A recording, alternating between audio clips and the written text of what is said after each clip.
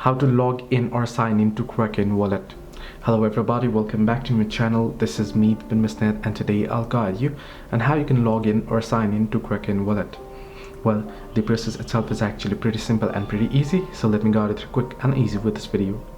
In order to sign in to Kraken, what you can do is simply get the application from your Play Store or App Store. You can also head into Kraken web, kraken.com on your web browser, or if you have the app, simply open it up. Once you open it up, you'll be headed directly into the login page.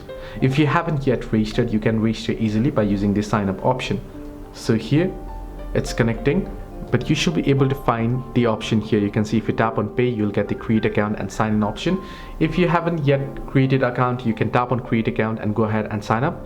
If you already have an account, tap on sign in and go ahead with the sign in. So this is how you can easily sign in or log into Kraken Wallet. Hope this video helped you. Do like and subscribe, and do not forget to leave a comment down below if you have any further issues.